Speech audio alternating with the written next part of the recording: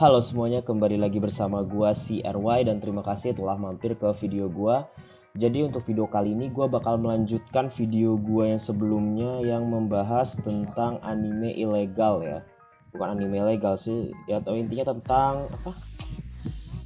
Ya, memajukan yang ini sama yang ini nih, dua video ini ya. Yang thumbnailnya Rem dan yang thumbnailnya Hayasaka ini. Jadi yang ingin gue bahas di sini adalah melanjutkan atau menuntaskan apa yang masih menjadi pertanyaan teman-teman di komentar dari dua video ini.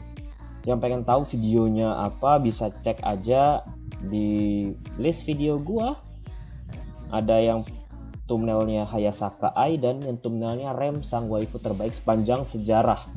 Oke, yang pertama gue jelasin itu adalah hukum yang akan diberlakukan di Jepang. Ini adalah sebuah gambar yang gue ambil dari nawalakarsa.id. Kalau kita baca-baca, ini peraturannya seperti ini ya. Hukuman bagi yang menyebarkan ilegal, memperluas yang ilegal pokoknya tidak resmi seperti itu akan dihukum dan didenda demikian. Dendanya itu bisa kita lihat sampai 5 juta yen. Itu sekitar berapa ya? 300 juta rupiah ya. 300 juta rupiah kalau lu menyebarkan sesuatu yang ilegal. Di Indonesia juga ada. Kalau misalnya teman-teman buka buku komik, buka buku atau semua buku yang punya hak cipta dari penerbit, kita malah didenda 500 juta. Loh, kok lebih gede ya? Peraturan kita lebih besar. Teman-teman yang punya buku teman-teman itu teman-teman buka, pasti nanti ada itu peringatan dilarang mempublikasikan ulang, mengubah, mengedit, memperbanyak, bla bla bla. Denda 500 juta, kurungan 10 tahun. Itu ada di setiap buku yang teman-teman beli. Kalau itu punya hak lisensi dari para penerbit, itu pasti ada. Kalau nggak ada, berarti emang itu buku gratis udah. Nanti disebutin undang-undangnya tuh, gua nggak tahu undang-undangnya gitu ya. Gua nggak segitu hatamnya gitu sampai undang-undang gitu. Oke, menjadi pertanyaan dari teman-teman itu adalah satu, apakah kita masih bisa menonton anime lagi di tahun 2021? Kesimpulan gue bisa. Itu pertanyaan pertama yang paling sering dibahas. Apakah kita bisa menonton? Bisa. Ada tapinya. Tapi bisa yang gue maksud di sini adalah menonton, bukan dalam arti subtitle Indonesia. Jadi mau legal ataupun ilegal, teman-teman masih bisa menonton. Ya. Yang kedua, apa yang akan terjadi dengan fansub ataupun situs streaming anime seperti Otaku, Desu, Anime Indo, Samehadaku, dan sahabat-sahabatnya? Apakah mereka akan terkena dampak dari peraturan yang diberlakukan oleh Jepang? Itu adalah yang paling penting dan akan kita bahas untuk video kali ini. Bukan kita, tapi gue yang akan ngebahas, entahlah. Gue juga bingung kenapa gue ngomong seperti ini. Kalau kita membahas tentang peraturan yang kita lihat di depan layar teman-teman, ini peraturannya ini sudah ada sejak zaman Dahilua.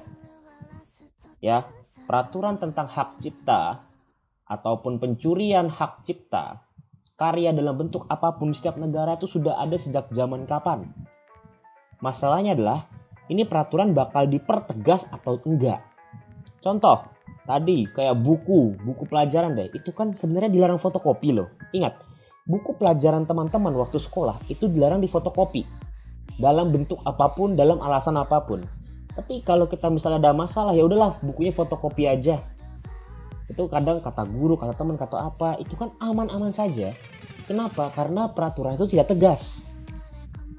Apalagi kalau kita membahas peraturan dari Jepang ini. Apakah ini akan tegas atau tidak tegas? Itu aja yang sebenarnya jadi masalah kita saat ini. Kalau tegas itu berbahaya. Semua situs bakal dicari satu-satu untuk dihapuskan. Apakah mereka punya dasar hukum untuk menghapus sebuah situs? Mereka punya hukum karena mereka punya lisensi.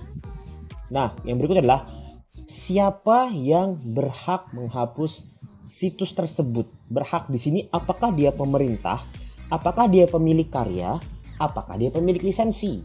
Ya enggak. Anggaplah kalau misalnya karya gue bikin buku nih, karya gue itu beredar di negara Jepang. Buku gue ya. Lalu sama mereka tuh dibikin e-book, di fotokopi dan lain-lain. Yang protes itu pemerintah kita Indonesia, atau buku yang nerbitin gua, atau guanya yang protes. Itu yang menjadi bahasan kita.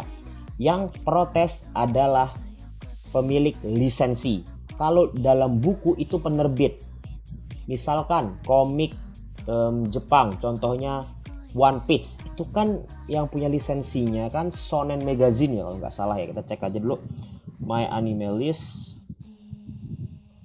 One Piece misalnya ya. Ini kita cari komiknya. Yang punya lisensinya nggak disebutin. Oke, kita anggaplah Shonen Jump ini adalah penerbit kan. Penerbit yang boleh melakukan tindakan hukum. Harusnya sih seperti itu. Kenapa? Dia yang punya hak paten atas karya. Biarpun Eiichiro udah bilang, waduh di situs nyebarin karya gue lagi, tapi nggak apa-apa sih, gue tambah terkenal. Gue dapat royalti dari penerbit dan dapat uang dari penerbit. Ini masalah penerbit. Kalau gue yang ngadu, yang ngelapor, gue bisa ngelapor, gue bisa ngadu. Masalahnya gue ngerti hukum kagak. Kalau nggak ngerti hukum, ya bodo amat dong. Nggak bisa apa-apa. Karena nggak ngerti hukum, biasanya orang itu nyewa pengacara banyak-banyak gitu. Jadi kalau teman-teman tahu nih pengacara, kenapa sih kita ngelapor perlu pengacara? Karena mereka ngerti hukum. Kita ngelaporin nggak punya dasar hukum, ya kita sama aja bunuh diri di situ. Jadi itu adalah hal yang pertama jadinya ya. Jadi kalau misalnya ini adalah hal yang harus kita bahas, berarti situs ilegal tersebut itu minimal itu dapat peringatan dari setiap pemilik lisensi. Anggap gua nge-share Naruto nih. Gua nge-share Naruto di situs gua. Yang punya lisensinya, siapa sih yang punya lisensi Naruto ini? Gua cek dulu aja siapa sih yang punya lisensi Naruto. Ini contohnya adalah ini, Viz Media. Ya kan? Berarti nanti yang berhak melakukan tindakan hukum adalah Viz Media, bukan Masashi Kishimoto. Masashi Kishimoto bisa, cuman ya capek-capekin abang Masashi Kishimoto aja gitu kan. Padahal dia sudah punya penerbit, ya udah nanti penerbit saya aja yang ngurusin dah. Ngapain gue capek-capek? Mending gue ngegambar kan, lanjutin Boruto gitu kan, itu lebih baik gitu.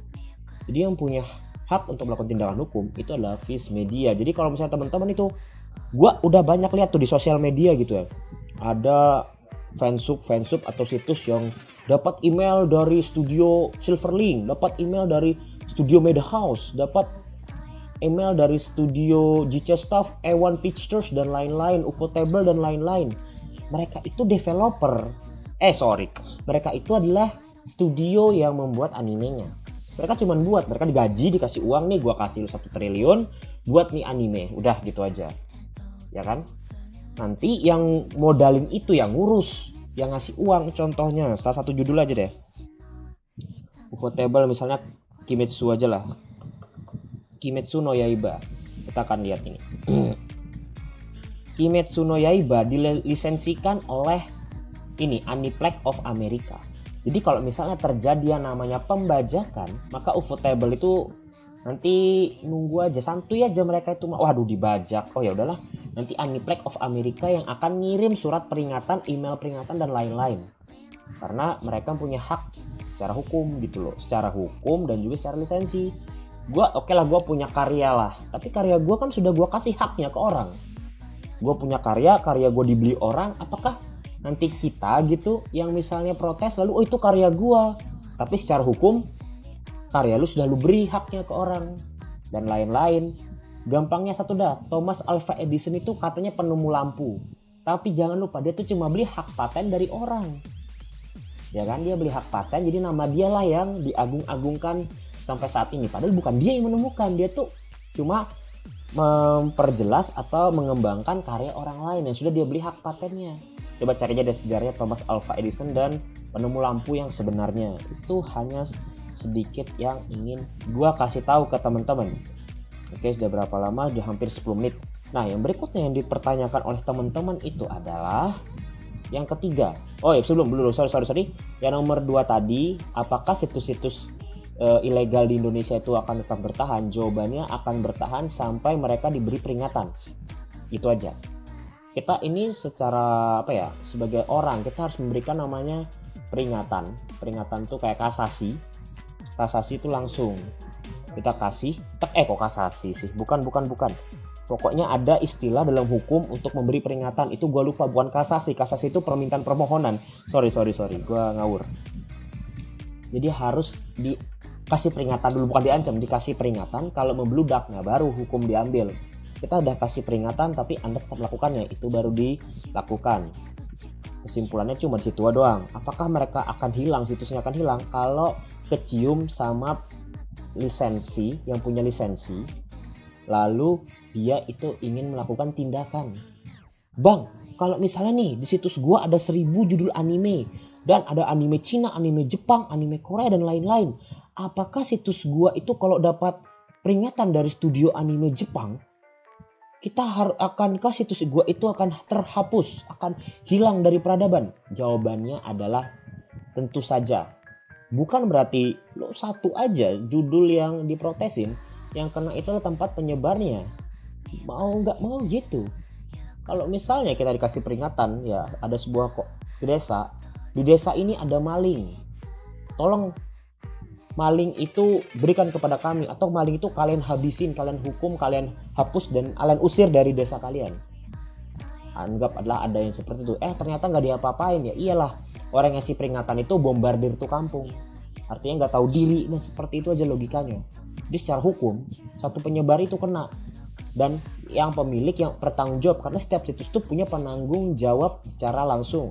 Mau itu yang punya kayak, mau yang itu yang siapanya kayak, pokoknya harus dia bertanggung jawab di situ. Penanggung jawab.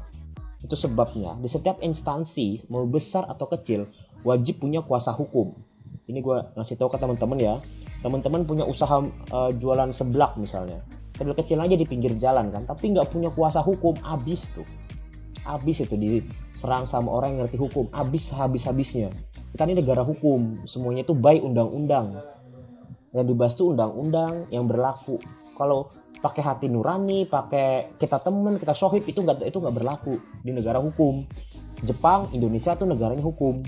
Nah, yang jadi pertanyaan adalah, ini peraturan bukan hukum internasional, ya. Kalau hukum internasional itu yang mengurus adalah polisi internasional yang berasal dari Amerika, tuh kan kita bahas Amerika malahan. Tapi itu kalau kejahatan yang memang kayak pembunuhan, kayak penyerangan dan lain-lain gitu ya, itu berlaku gitu. Tapi kalau ini cuma pembajakan, apakah polisi juga yang akan nangkap kita nanti kalau misalnya kita itu nanti tidak patuh terhadap peringatan? Saya tidak tahu gitu. Ini hanya sebuah undang-undang yang bukannya diberlakukan atau misalnya distempelkan untuk dijalankan, tapi hanya harus dipertegas. Yang kita takutkan tuh bukanlah situsnya hilang, tapi apakah ini peraturan akan dipertegaskan. Karena mau bagaimanapun kita akan melihat dulu kondisi di Jepang nanti. Soalnya mau bagaimanapun mereka akan melakukan ini di Jepang lebih dahulu daripada di luar negeri gitu. Anggaplah negara dengan pembajakan terbesar, contohnya banyak KW-nya negara Cina. Mereka pasti kan ngurusin Cina, dan Cina tuh berapa banyak situs anime harus mereka urus gitu. Habis dari Cina ke Korea lagi, habis Korea pelan-pelan lagi ke Eropa, ke Amerika, ke lain-lain, sampai habis. Ketika mereka ngurus, ada lagi yang baru, itu pasti yang baru itu pasti ada. Jangan berkata ini habis, orang lain takut. Enggak, orang lain punya kesempatan. Wah, itu situs yang ramai angus, kita gantiin situs yang lama itu, dan seperti itu aja diputar-putar sampai kapok. Itulah kenapa peraturan ini nggak bisa berjalan. Kenapa? Rakyat di seluruh dunia itu nggak pernah kapok. Udah dilarang bikin KW, nggak boleh bikin KW gitu. Tetap aja bikin KW kan. Ada loh peraturan itu loh. Dilarang meniru kayak brand gini yang mirip-mirip tuh nggak boleh. Itu namanya hak cipta, hak paten. Semua orang KW-KW-an sekarang kan. Ini ada iPhone, ada KW, baju ada KW, semua ada KW. Perusahaannya besar lagi.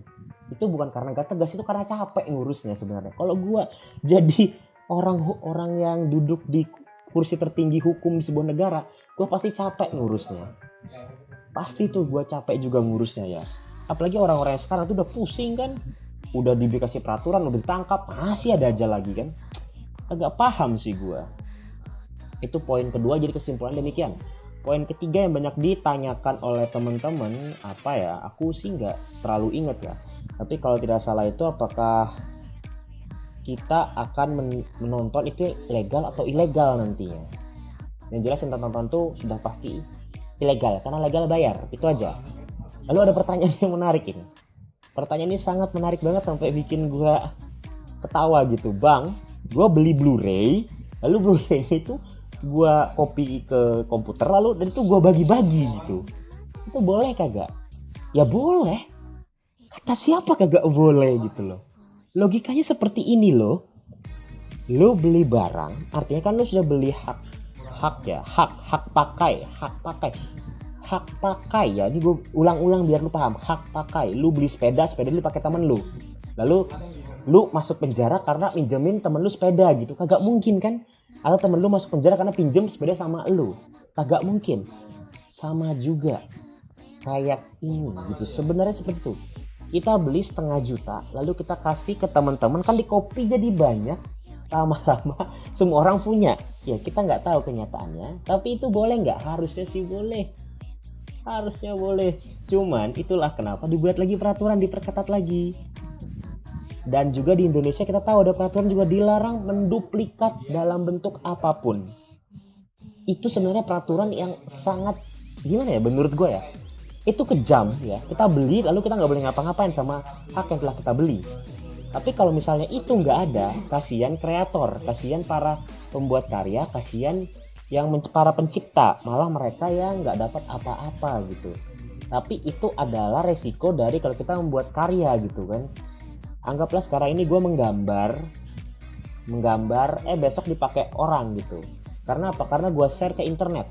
Ketika kita menge-share sebuah karya kita ke internet, itu berarti hak pakainya seluruh orang di seluruh dunia yang udah melihat. Kita protes ya bisa, cuman protes Anda itu harus berdasar hukum yang jelas. Pasti Anda ditanyain dulu ketika buat laporan di seluruh dunia dalam polisi negara manapun. Loh, sampean ngapain nge-share ke internet gitu? Mau pamer gitu? Mau ngasih tahu kalau jago gitu? Pertama digituin, Anda kira mereka nerima laporan sukarela? Mereka tuh atau orang yang punya ngerti hukum tuh ya minta penjelasan jelas. Kalian bilang wah saya sakit hati gitu loh, karya saya diambil gitu. Ya mereka ya kalau gitu doang mana bisa gitu. Mana bisa mengirim orang ke penjara kalau alasannya saya sakit hati, saya nggak terima, saya nggak suka. Nggak bisa. Yang ada sampai cuma ditulisin sama polisi, diketikin, mereka tuh lagi main solitare sebenarnya. Nggak ngurus laporan gitu loh. Kalau Anda ingin melaporkan seseorang, itu harus bawa pasal gitu. Bawa undang-undang. Gak bisa bawa perasaan. Gak bisa. Jadi itu sebenarnya ya. Kalau kita punya hak paten, kita bagi. Itu sebenarnya boleh banget. Cuman karena peraturan kayak gini, inilah yang membuat kita sebagai penikmat ya nikmatin sendiri gitu. Ya jahat sebenarnya. Ini sebenarnya hukum yang gue kagak suka. Tapi dan nih konten kreator bisa makan, bisa hidup, terus berkarya.